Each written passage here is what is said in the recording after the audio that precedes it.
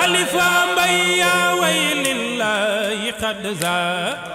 الحق المبين لنا لا يفلح المدة بحبي لفاوي إن المنايل تهمي من مزاياه يا ويمنايل تهمي من مزاياه إن المنايل تهمي من مزاياه يا ويمنايل تهمي من مزاياه خليفة بيا وي الحمد لله هذا الشيخ رباه خير الوجود Malikia TV leeru Maodo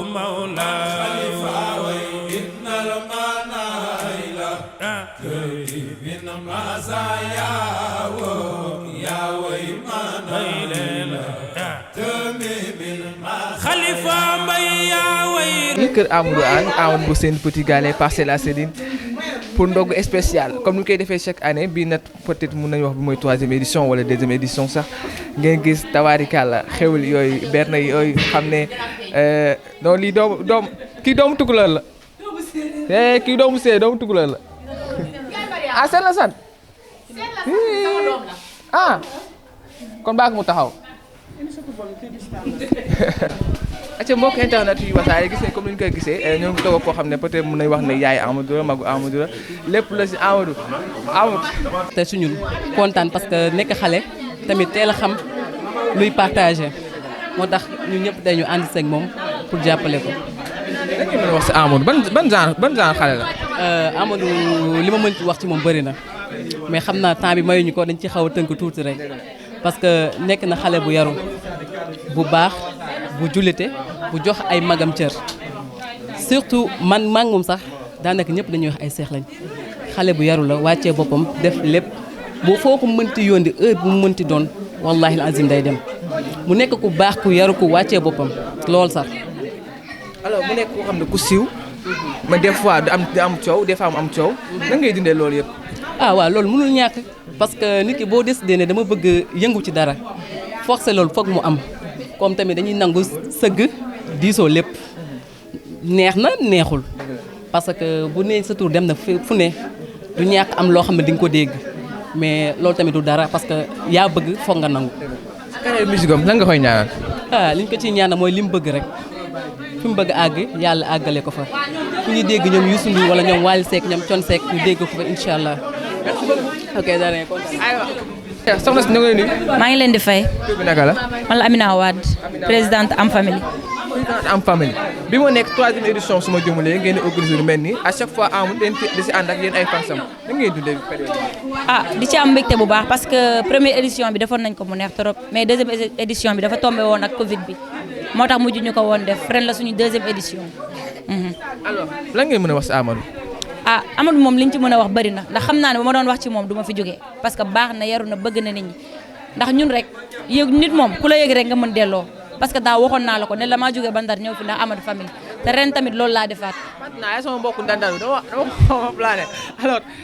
nga jógee Ndar ñëw fii chaque année moo koy def Amadou lan la leen di ba ngeen créé ko lii fans club. lim ñu ji moom wax dëgg yàlla du relation sax entre fans ak idolam mais dañoo nekk frère et sœur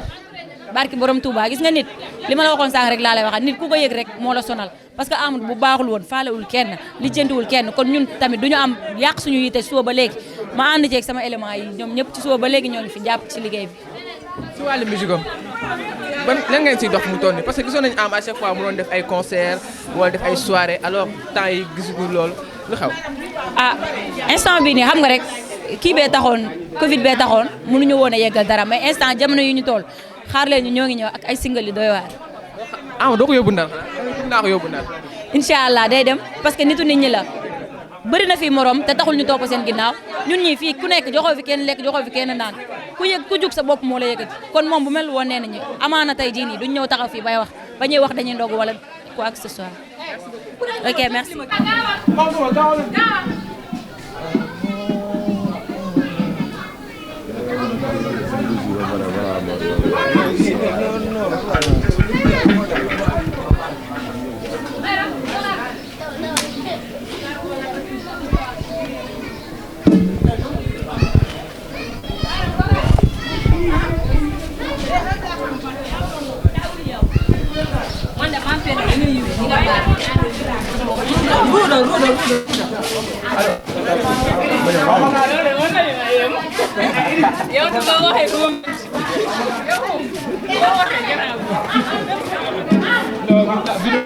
ربابي لا خلوة أصحاب علنا أتستخم يا لله من خليفة وإن المنى من المزايا يا ويمنا إلى خليفة بيا ويبيمة أو بي حال حاز تربية نعم المربي مغرب الحق يرضى إن المنايل مزايا يرجع ما ويلنا خليفة بيا ويسقي المريدين من كأس الوصول إلى نحو المراد الذي قد كان مأواه خليفة وإن المنايل تربي من مزاياه يا ويمنايل تربي من أنا طالب شيخنا للخلافات قد شاءت وراثته أتاه ختم من الرحمن والجاه وإن المنايل بالمزايا يا ويمنايل أنا طالب شيخي أتاه ختم من الرحمن كدل شيخ دغولولو أتاه ختم من الرحمن والجاه إن المنايل تربي من مزايا يا ويمنايل طالب شيخي موي لو ضمان من المحتري مشتملا بشيعة حاذا يرضى بمسعى إن المنايل من غزايا يا ويمنايل طالب شيخي صف سن بابا كرسي فلا يماثل بحر له مدد سائي ولا الجود حقا من صحايا إن المنايا Malikia TV leeru Maodo waaw soppe sëñ Babacar Si walaw hawa juuda wala mahuda fi talabin bahrun ñu dem foori durran min ataaya innal manayla min mazaya ya way manayla waaw أنا طالب شيخي ولو حوى جودا والمحمود في طلبين بحر لا أوعب درا من عطايا إن المنايا بالمزايا يا ويمنايلا واو صف شيخنا تجاني أو أشباه الوبل حقيق أميرا بيني لا أسباء الناس أرخر في جدوى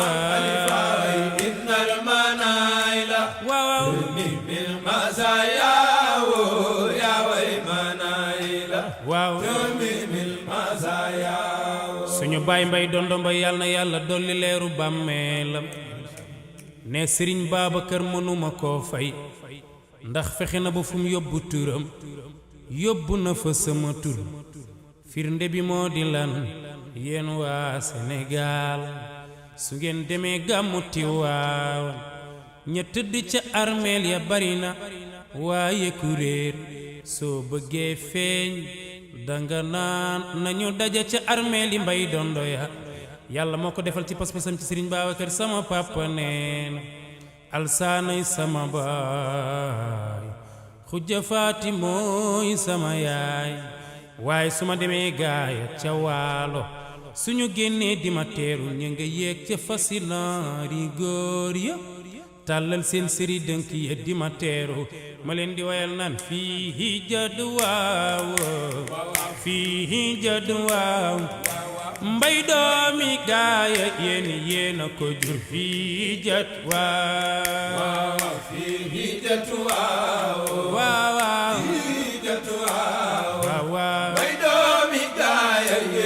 mbay doomi gaaya yéena ko jur baay mbay doon dee ko way fii jat waaw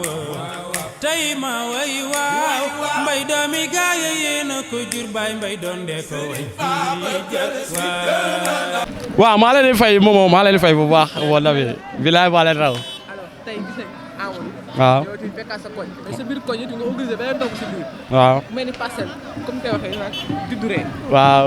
judduree ak gars yi yëpp benn lañ ñun ñëpp benn lañ gisoo heureusement boo leen gisee dama kontaan Amadou sama frère la sama xarit la.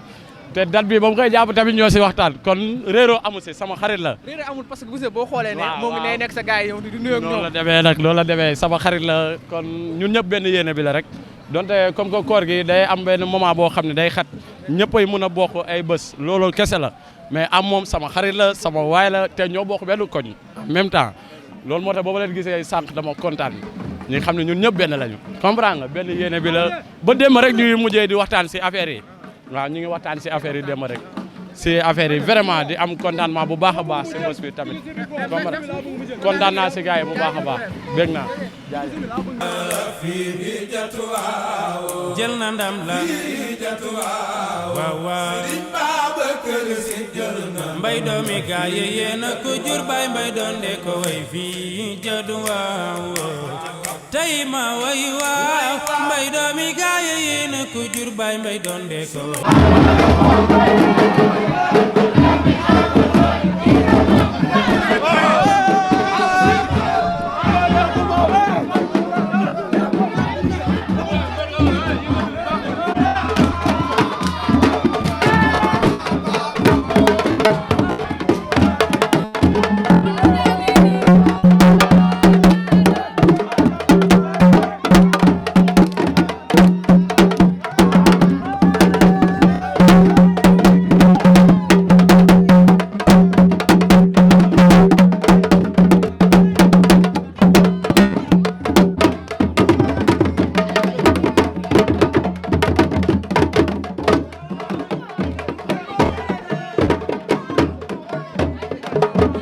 yéen ngeen jëf mbokk internet yu Wassare Célébrité ak Thioker TV ñoo ngi nuyu bu baax a baax di am mbégte ak kontaante comme ñu koy defee chaque année ñoo ngi fii si Parcelles Assainies unité 11 waxee Parcelles nag kenn da nga fiy tudd muy Amadou dégg ngeen ko sànq Amadou moom bi Parcelles waaye rawatina tey bi nekk 3e édition boo xam ne moo ngi koy def ay distribution day ndogu tey nag mu doon spécial parce que tey dafa am leen loo xam ne moo si bees bu ñu gisee maanaam jëmb ji toog moom moo nekk koo xam ne moo ko jàngal lii di alxuraan te boo nee weeru koor ne alxuraan loolu kenn mënatu ko dindi si àdduna donc dañuy def rek bu daal di présenté wu daal di nuyu suñu oustaz bàyyi yëkkati ay kaddu mooy yëkkati ay kaddu daal di ko def ay témoignages si kii di Amadou salaamaaleykum oustaz. waaleykum salaam wa rahmatullah waa Wassare TV ak Thioker TV ñoo ngi nuyu ñëpp di ziare ñëpp di baal xaq ñëpp baal xaq ñu macha allah ñu ngi tudd Papa Ousmane Sall di dëkk unité 11 macha allah di jiite si jàkka ji ak jumaa yi tabaarkalla ñu ngi nuyu ñëpp di ziare ñu tabaarkalla. yow yaa jàngal alxuraan kii di Amadou ban témoignage nga moo def si moom. waa alhamdulilah rabil alamin sa war nañ si wax si Mamadou ndax Mouhamadou suñu rakk la suñu xarit la macha allah ñoo ko jàngal fii ba ñu commencé au début bi ñu xale bu ndaw macha allah te ba tey tamit mi ngi gëstu diinam tabaarkalla waaye lañ xam si moom rek mooy oyof sawar bëgg am yitte am respect macha allah am na yitte am na respect te bëgg na te gëm na boppam tabaarkalla te adduna bi moom yàlla lépp la man ba mu des eggale ko commencé wut affaire bi gëm-gëm rek la adduna moom dara xëy sotti yéen yàlla Muhammad sallallahu alayhi wa sallam mi nga xam ne moo gën ñëpp départ am daa métti 3 ans woote na ko 3 ans amul lu mat 40 personnes waaye tey macha allah carrière am yàggut 23 ans la waaye tey monde entier foo dem fépp diine islam li ko may nag mooy pëstéefam ak gëm-gëmam tabarkalla macha allah loolu lañ gis Mamadou macha allah commencé ba muy jàng ba tey tabarkalla gis moom yitte ba bëgg ak gëm-gëm daal tabarkalla. mu mu def loo xam ne am solo la maanaam distribution de ndog maanaam joxe ñam ak ñoo ñam li lislaam wax lépp tey jii bokk nga si ñoo xam ne yar boobule même fekkee ay waajum am nañ ko si moom waaye tamit am nga part si moom si yar boobule. waaw kay tarkal li nga xam si moom Mamadou yokk na si li mu def nii lu am solo la macha allah joxe lekk dafa baax rawatina si weeru koor tabaarkalla gis nga lii di sarax ak ñaan lu am solo la xam nga lu njëriñ gi mooy dogalab yàlla bi yàlla di dogal ala kulli xaal day am waaye sarax bi ak ñaan bi day tax suy ñëw bu dee lu métti la doo ko yëg yàlla mën naa dogal si yow ne dara dina génn si yow wala man war naa garaaw mais tey joxe ñam gi nga joxe ma sarax bi nga saraxe wala ñaan gi nga ñaan day tax suy ñëw da tey bu dugg tabaarkalla kon joxe ñam lu am solo la am na benn waay si jamono yonent Yàlla Muhammad sallallahu alayhi wa sallam waa ji ku kàccoon la woon lu bon lu def na ko waaye daal benn tuyaaba la def boo xam ne yàlla si la ko xool ba doo ko àjjana muy lan joxe ñam Firawna laxmatullaahi alayhi Firawna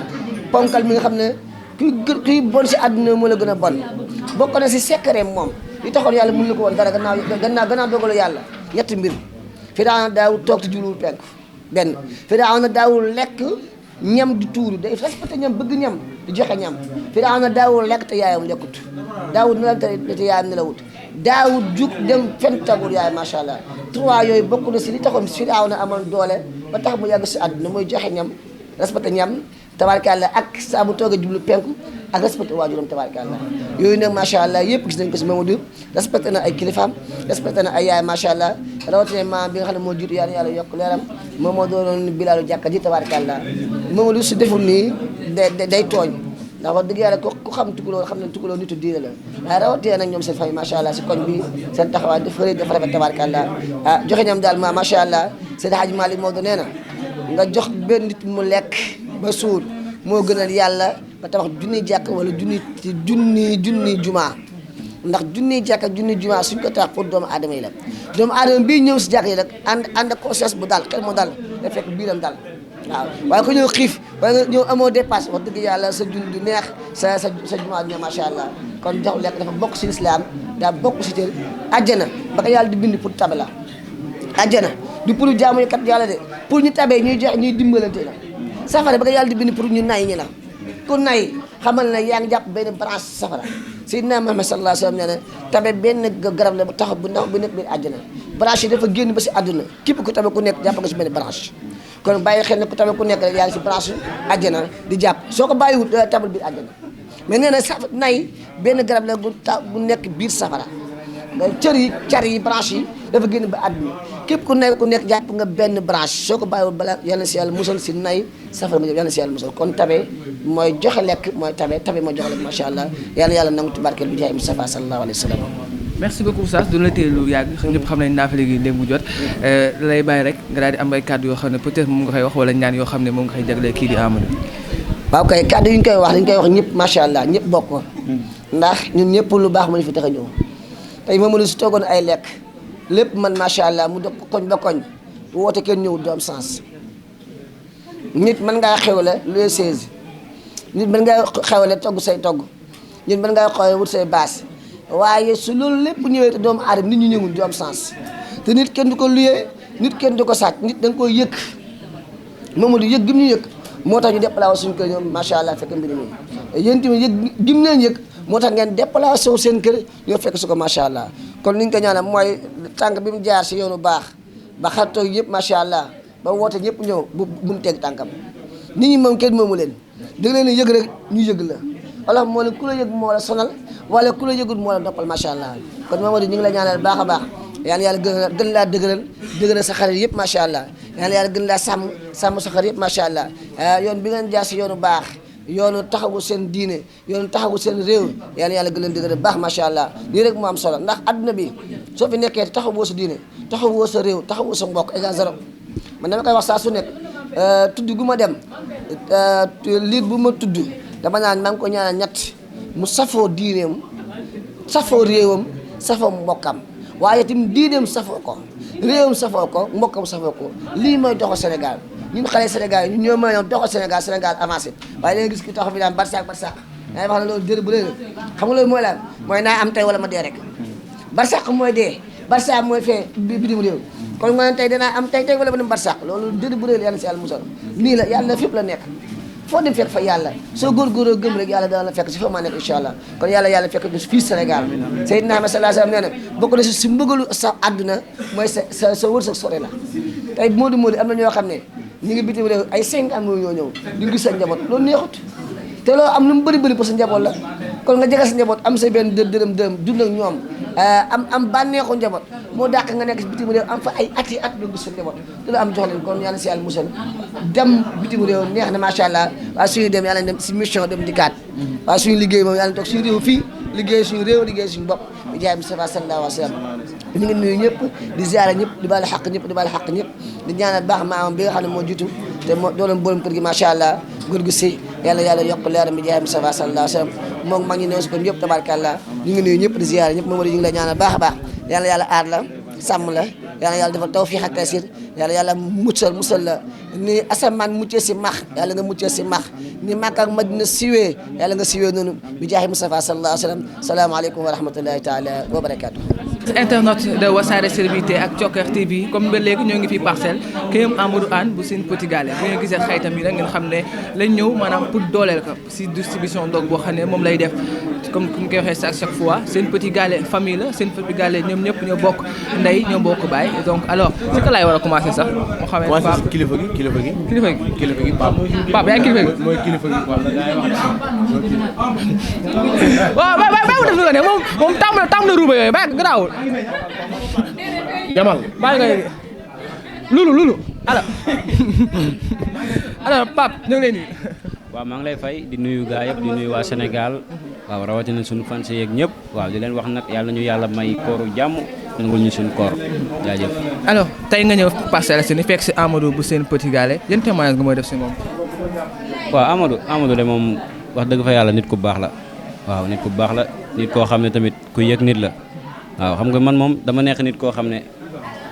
nekkul ci lépp laay dem waaw parce que nit moom nit rek nga mën a doon te képp ku la jàpp da nga koy jàpp yaa ngi dégg xam nga c'est pas évident nga bàyyi sa lépp ñëw ci ndogu jàmbur xam nga loolu moo waral nag tey ñu bàyyi suñ lépp ñëw ci Amadou parce que Amadou dafa nekk koo xam ne première kii am ba ma dugalee tak daf ma woone ma booy nangam ak nangam lii sa bés la da nga war a ñëw donc ma ne pourquoi pas nag ma bàyyi sama lépp ñëw dooleel sama doomu ndey sama xarit waaw mu ngi noonu. temps yi si loo nekk. waaw temps yi maa ngi ci ay affaire dafa mel ni sax yow ñu ngi ci doon waxtaan. incha allah waaw ñoo ngi ci ay affaire xam naa après koor gi rek incha allah na ko ñëpp waajal ñoo ngi ci ay affaire yu am solo incha allah dina dal seen kaw incha allah. surprise lay doon quoi. surprise lay doon ndéwénal lañ koy def. incha allah. mais gis nañu Sen Petit Gallé temps yi yëpp dinaa ko laaj Mouhamed dinaa ko laaj Amadou yéen a ngi génne ay single gis nañ fi mbëggee gis nañ fi ndaxte ñëwagul gis nañ fi Aïcha Koné Moustapha alors kañ lañ seen tour di ñëw. waaw lu jot yomb rek xam nga togg moom daa am ay légumes waaw da ngay dugal muy ñor nànk rek ngay yekk yaa ma gën a xam ñun suñ tour su jotee rek dinañ def parce que ñu ngi ci liggéey bi d'ailleurs man def naa ay maquette def naa leneen ak leneen bés bu waree génn rek incha allah dina ñëw waaw incha allah. buñ paree si Pape dañuy demaat si le Saint-Louisien ki sama mbokk Ndar la su ma neexee dama ko jox micro noonu rek. dilaay dëgg la. alors Mouhamed ñu ngi lay nuyu. waaw maa ngi leen di fay di ziar ñëpp di baalu ak ñëpp di ñaan yàlla nangal ñu suñu koor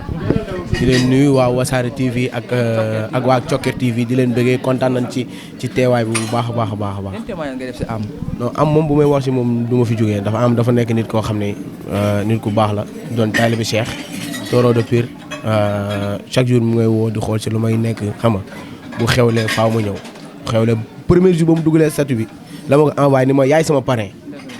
man ko comme que yaa man nga pare na affaire bi pare na nga ko ku riche moo tax ma ñëw def fii yëpp incha allah rabbi ngeen nii yëpp ngeen man enveloppe bi nga joxe ba ma ko gisee damaa tiit. non xam nga rek Amadou suñu nit la sama nit la loolu sax dama koo xeeb dama koo xeeb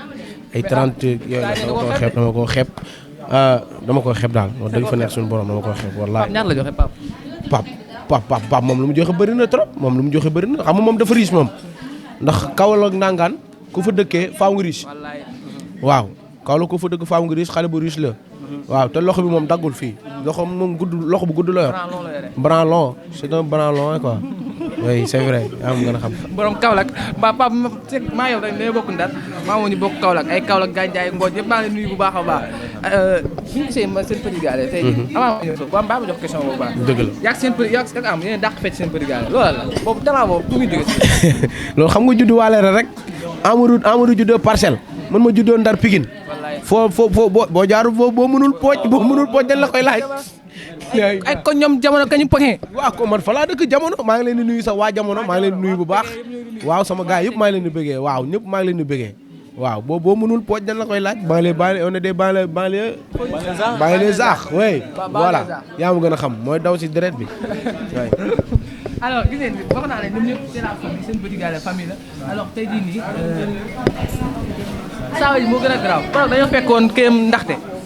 saa yi bu mu yëkkatee damaa tiit xale mais tey bu ko wax mu yëkkati parce que koor gi lañ nekk amul laay bi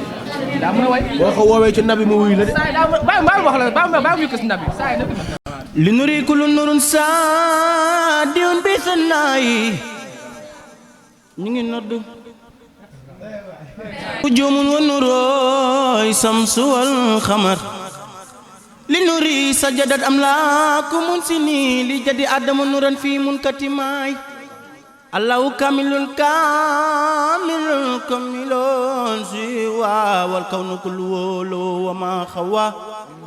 allahu mujudun bi xayri mujidi fa inna mujidi kullu mujidi lam yakku zaatu laay Petit Gallé famille la ñëpp lañ koy wax mais dafa mel ni maanaam peut-être dañuy gis à chaque fois kenn bu xewlee ñun ñëpp la ñuy dem alors des fois nit ñi bu ñu nekkee si benn environnement bu amee 2 mois 3 mois nekk nit bi ku nekk day fàtte sa morom yéen bi ngeen nekkee xale ba léegi depuis 2012 ba léegi yéen a ngi ànd lan moo def loolu waaw loolu benn fraternité la rek mun naa ko tuddee loolu parce que ñun ñëpp ñoo bokk ndey ñoo bokk baay Amadou mi waaw dama naan damay for ci ay tànkam rek ndax bokk na ci nga xam ne inspiré nañ ma ba ma dugg seen Petit Gallé ba représenté banlieue bi c'est comprendre ñëw fekk fa gars yi ñoom ñëpp gàlle bi ñoo ko bokkoon ñoom dañ ñoo ñëwoon jël seen appartement wu bopp di ñëw di ñu jàppale xam nga léegi loolu noonu après day am benn cohabitation boobu bu amee rek déggoo relation lépp day am quoi léppay baax comprendre nga te ñun dañ faa fekk suñuy mag fekk fa suñuy rakk ñu ñëpp ñu bokk ndey ak baay ànd te koo ci àndal da nga naan kii moom ak kii mais ñun ñëpp a yam dañuy mbalagante foo kafre après loolu rek moo fa am. merci beaucoup kontaan nañ ci yéen. mais balaa ñu tëj il faut ngeen yëkkati benn yéen a xool leen neex ngeen yëkkati diw leen bu leen neex. ay moom lañ toog ak moom tamit moom ñëpp xamee na ko xale nee na moom ku doy waar laay ñu ngi lay nuyu. ñu ngi leen fay bu wér ci loolu la nekk yéen am jàmm baax. bu ñu gisee kañ la moom mooy Ndoye Wally am nu mu mel noonu la mel alors seen relation bi lan mu demee. gars yi man daaw laa bokk de mais gars yi ñëw naa accueillir nañ ma et tout yooyu noonu yow te gis naa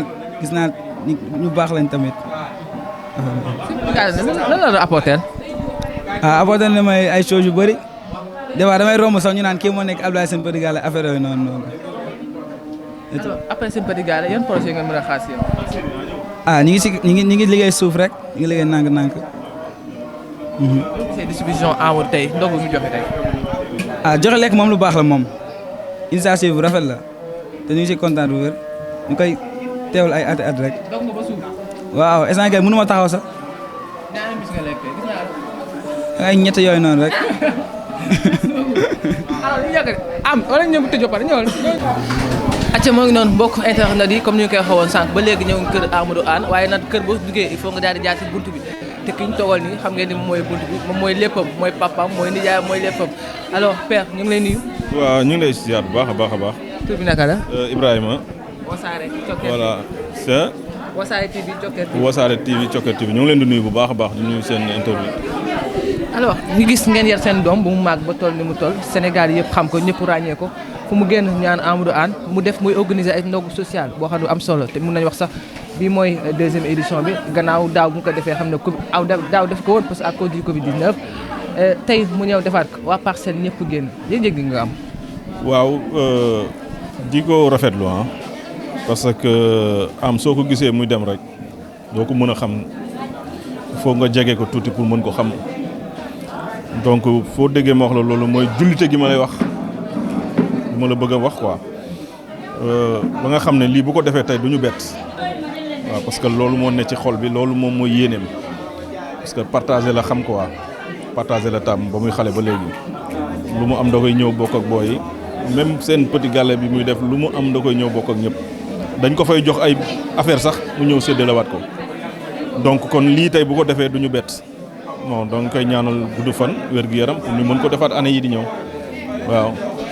yow mi xam ne moom day wax naan yow yaay léppam tey jii boo am ban genre doom la. ah. ban genre doom la. waaw mais moom laa la expliquer léegi li nekk parce que boo fi gisee nit ñi rek jarul ngay laaj ban genre doom la quoi parce que bu nekkoon genre beneen genre nit la doo fi gis ñi quoi kon donc boo gisee mbooloo mi taxaw rek ñëpp wuy si ko rek c'est parce que xam nga ne ku baax la ku yëg nit la parce que nit ñi kenn moomu leen donc mën nga rendi ay nag fii mais boo yëgul nit ñi duñ ñëw quoi soxla wuñ ko parce que surtout sénégalais dafa bëgg ku ko yëg kon tey boo fi gisee nit ñi rek c'est parce que am na lu mu leen jox ñooñu delloo si ko tey looloo tax nga gis fi nit ñi donc ci weer bi nag ba mu tàmbalee ba léegi chaque jour café yi ñu ngi dàqante lépp ñu ngi dàqante mu ngi ci sonn moom mooy jëlal boppam këll gi dem di majaal yi kon xam nga ne loolu ku koy def c'est parce que am na foo teg nit ñi mais nit ñi foo leen teg tamit dañ la fay delloowaat moo waral lii tey. mu nekk si milieu showbiz ci wàllu musique des fois mu am ay yoo xam ne du yoon am na yoo xam ne mu nekk yoon alors tey boo mën conseil boo xam ne moom nga koy jox lan lay doon. des fois. wala des fois peut-être dina am loo xam ne dina tegu si kawam des fois am na yoo xam ne dina neex am na yoo xam ne du naqari. waaw non loolu moom mënut a ñàkk loolu moom mënut a ñàkk wax nañ ko lu leer naññ Youssou Ndour moo fi mën kan mënu ko fi te chaque jour ñu wax loo xamante ne nii ay fansam dañuy mer wala ay papam dañuy mer wala ay yaayam mais mënuñu si dara parce que moom moo bëgg loolu moom moo fës c'est-à-dire ku fës rek loo dégg da nga koy jël à la légère xool li sa kanam parce que gars yi tamit booy dem di tontonte doo egg li gars yi di wax naan ku bëgg a yéeg ku wax nga wàcc tontu ko doo egg fi nga jëm Sénégal nag moo mel noonu tey moo yàqu quoi da ngay gis yi nga xamante ni ñoom la ñu war a xas ñoom ñooy wërbal di xas nit ñi da ngay gis nit ku la xamul di yàq sa der xamu la da ngay gis nit koo xamante ni day toog di la jëw bay jëw fi nga toog yow mi ngi lay jëw te xamuñu la kon foofu lañ toll ci Sénégal dañuy ñaan yàlla rek gars yi delloo ci xel yi di ko ñaanal mu xam ne showbiz bi tamit moo mel noonu donc loo ci mën a fekk rek da ngay xam ne yaa ko bëgg quoi parce que bu fekkoon ne da nga toog sa kër rek defoo dara kenn du la xam donc bu fekkee ne yaa ngi ci nag yow yaa lépp lu ñu la wax tamit yow da nga am sa conscience bopp nga xamante ne ni yow yaa mën a defar sa bopp yaa mën a moytuloo sa bopp maanaam li Sénégal naan képp ku ñuy séntu si gaalu xaj nañ fexe ba buñ la fa fekk loolu rek mooy l'essentiel bi nit nag boo ko xamul mën nga wax ci moom lu ne mais boo ñëwee ba këram di nga xam mooy kan tey boo ñëwoon ba fii di nga xam mooy kan ak li mu nekk xale ak li mu représenté fii ak li mu représenté ci jàkka ji kon ku mel noonu bu amee bis ñu seen fi ñii ñëpp dinañ xam ne kii xale la mais du nit ordinaire quoi loolu day am si doomu aadama quoi te bopp depuis ba muy xale ba léegi noonu la mel quoi. tey jii ba amoon benn kàddu yoo xam ne moom nga koy dénk lan lay doon. waaw mais nii mu commencé rek na eggalee nii rek noonu la parce que loo commencé mu jig la rek eggaleel noonu amul rëy dama koy wax amul rëy amul bew amul star amul dara est-ce que comprendre ma la wax amul dara nit ñi nag parce que mënoo fi bàyyi nit ñi dem ci xar yi nit ñi rek nga am kon lépp loo mën a def nit ñi rek nga ko mën a defandool nit ñi nit mooy mbokkam li nga bëgg showbiz bi mënoo ko def ak ci xar yi mooy comme li ma la ko wax nit ñi nga ko mën a defal kon nit ñi rek ñoom ngay topp lu ñu bëgg nga defal leen wàcce sa bopp ci kaw nit ñi parce que yàlla moo naan boo yéegalee sa bopp moom du la faale quoi mais boo wàccee sa bopp jéem a yéegal yàlla yéegal la. merci beaucoup. ok merci beaucoup. jaajëf waay. chers internautes Thioker TV ak Wassare Célébrité encore une fois ñu ngi nuyu bu baax a baax di am mbégte ak contenté comme ni ñu koy defee chaque année ñëw fii si Parcelles Assainies unité 15 fekk fi kan Amadou bu seen petit gallé Amadou borom xale yi Amadou l'artiste ak Amadou le musicien donc ñëpp xamee ne ko kenn dootu ko présenté biir Sénégal rawatina àddina rawatina Afrique ñu ngi lay nuyu. maa ngi leen di fay ñu ngi leen naan salaamaaleykum ñu ngi sant yàlla bu baax di julli si Yonent bi sallallahu alayhi wa sallam di sant samay ñaari waajur di nuyu ñëpp di nuyu ñu fi teew ñëpp waaw jaa ngi jëf. alors tey ku gis mbooloo mi nga gis ne Amadou mu nit ñi la ñu génn tey ba timis jotee parcelle ñëpp génn embouteillage daal di am ñëpp di yuuxu naan Amadou alors ban mbégte nga am si loolu. waaw sant yàlla rek xam nga màggaay moom du tey démb la. et que boo xewlee nga ñëw wuy si ñëpp ñëw wuy si la xam nga day firnde ni xam nga jàmm dox na sa diggante ak nit ñi quoi du man nag ñoom la waaw lépp ñoom la damay jëlaan jukkal bi yëpp delloo leen ko ñoom waaw. mën nañu wax ni lu dëgg du yàgg. mën nañu wax ni bi mooy 2e édition alors que daaw la amul woon à cause du Covid-19. est-ce que maam c'est facile ngay organiser lii yëpp ak ni muy demee. waaw yombul nag yombul mais yomb na ca yàlla quoi xam nga som bu toll nii nga dajale ko jéem koo def ay ndogu moom saa yi ku la ne yomb na moom xam nga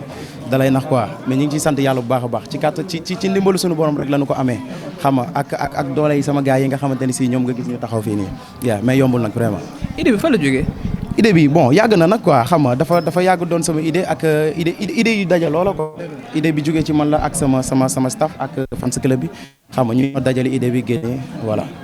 mais tey ñu gis loo xam ne dafa exceptionnel parce que c'est la première fois benn artiste boo xam ne day organiser ay ndogu ñu gis benn mbooloo moo xam ne topp nañ comme ni koy xoon sànq mais surtout sëriñ boo xam ne moo ko jàng alxuraan mu ñëw def ay témoignages yoo xam ne témoignages am solo la alors loolu yëpp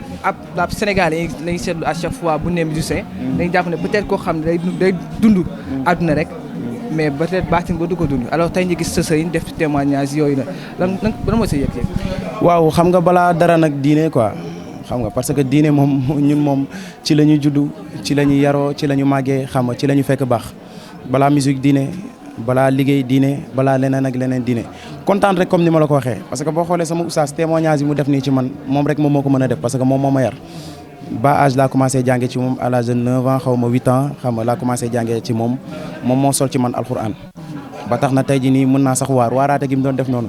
ma la ko defalee tey nga ni kii du waykat du dëgg kon waaw taalibe Cheikh laa aussi itam taalibe Serigne Babacar Sy donc sant yàlla rek sant yàlla bu baax a baax yaa parlons de la musique parce que kenn mënu ko wax kenn mënu wax lii te duñu wax musique des fois on dit à chaque fois la musique c'est la bande son de notre vie c'est notre passé c'est notre présent c'est tout ce que l'on fait entre les deux donc lépp lu ñuy def musique si la bokk parce que musique moo tax Sénégal yi xam la alors tey jii nii Amadou si lan la nekk waaw maa ngi ca la ma newoon rek yow dara ump la ci peut-être sénégalais ñoom ñoo koy xaw a umpale tuuti mais maa ngi ca la ma newoon maa ngi fii maa ngi góorgóorlu maa ngi def sama ay yite maa ngi def sama ay maquette incha allahu rabbi yaa mais dañoo gis Amadou même bu fekkoon seen petit gars la amul sax Amadou doon tëgg des fois ay concert ay soirée mais temps yi gisuñ loolu waaw xam nga liggéey bu nekk day am congé damaa jël congé damay pause quoi xam nga parfois tam da ngay concentré wu ci sa bopp en même temps tamit nekkuñu ci musique kese dañuy jàng xam nga dañuy jàng dañuy dem école di jàngi parfois da ngay concentré wu ci jàng bi surtout dama nekk di def sama examen en formation en stylisme donc xam nga il faut que tamit ma concentré wu pour mën a am sama diplôme comme ça ma mën a eggali sama musique mais maa ngi ci bu baax a baax di préparer yu garaaw incha allah yu garaaw album maa la wax li pare wu ma single de mais li ñu gis sa morom seen petit gars yëpp single lañu def amoon nañu album waaw man pare wu ma single xam nga ku nekk nag ak li ngay pare mais man album laay pare incha allah parce que boo génnee single day mel ni comme si benn kese nga ko wel gis nga Amadou famille nañu bëree damay xool nuñ toll ma génnee ko ci way incha allah kon single bu ñee def yow loo ko def wala de sa tour moo ngi ñëw album la gars yi déclaré waaw moom laay def incha allah jana moo déclaré album ñoom booy ñii taxaw nii Amadou famille bi ñoo ko déclaré te incha allah moom laay def alors xale yi dañoo bëgg mais avant ça ñu gis tamit say xarit ñoo xam ne nekkoon na bi seen petit gars la ñoom ñëpp njaay ni teew mais la plupart peut-être gis ñu fi jigéen ñi alors pourquoi lu tax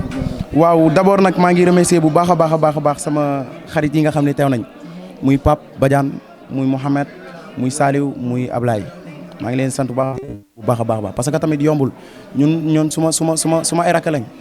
daanaka même su ma leen magee tamit moom ay at yu néew la quoi suma ay rakk lañ ñu bàyyi seen yite yëpp ñëw et que tey gis ngeen programme yi bari nañu xam nga jigéen ñi tamit boo gisee ñëwuñu ñoom itam dañoo nekk ci ay yite xam nga li ma tënk rek li ma njatt rek dañ njatt donc loolu la mais maa ngi leen di nuyuwaale bu baax au passage waaw.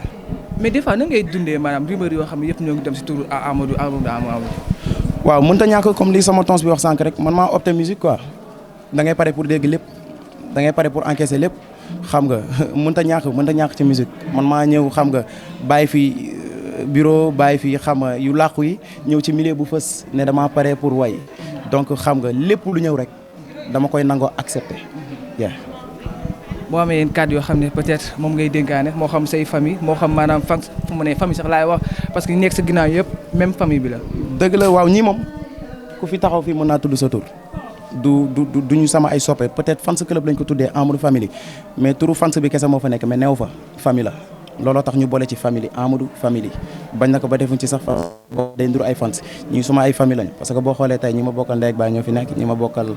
sama ay rakk sama ay mag xama sama ay frère sama ay cousin ñëpp ñoo fi nekk parce que ñun ñii ñëpp ñoo bokk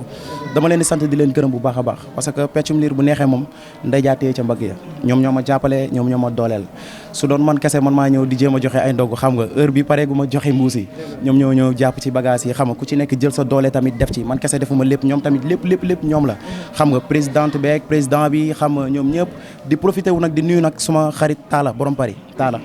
moom mooy président wu groupe bi Amadou famille bi mi ngi ba France di ko doxal kon xam nga ni lu dëgg la et que lu am la vraiment maa ngi leen di remercier bu baax a baax di leen wax nag ñu jàpp Théo Baye incha allahu rabi ci kàttanu yàlla fépp fu ñuy dégg woykat sii ci Afrique Sénégal partout dans le monde incha allahu rabi danañ ma fa dégg lépp lu ñu soxla ci ay trophée incha allahu rabi dinaa leen ko indil bu soobee yàlla. comme ça idole incha allah kese comme nag ci weeru koor lañ nekk dañu tagg yonent bi rek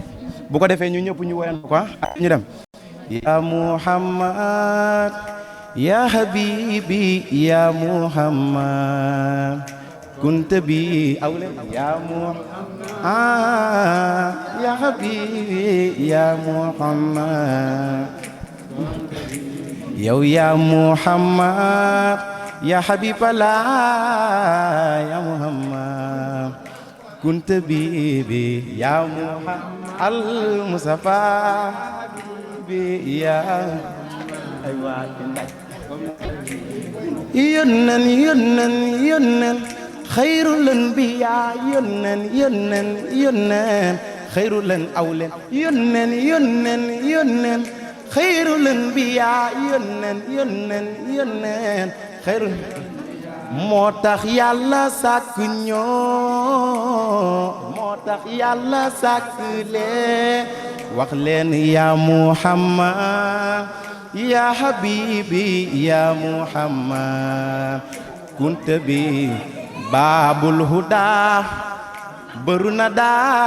sarimul huda yow xayrul anbiya ya Muhammad ya habibi ya Muhammad kunta bi. Merci beaucoup, c'était un plaisir ñëw fii si Parcelles Assainies fekk fu Amadou bu Sen Petit Gallé. Merci beaucoup ces internautes, merci beaucoup d'avoir pris votre temps de nous suivre. Maintenant, il est temps de donner du temps aux autres paradigmes. En attendant, je vous conseille de vous abonner sur Thioker TV et Wassare TV. Merci.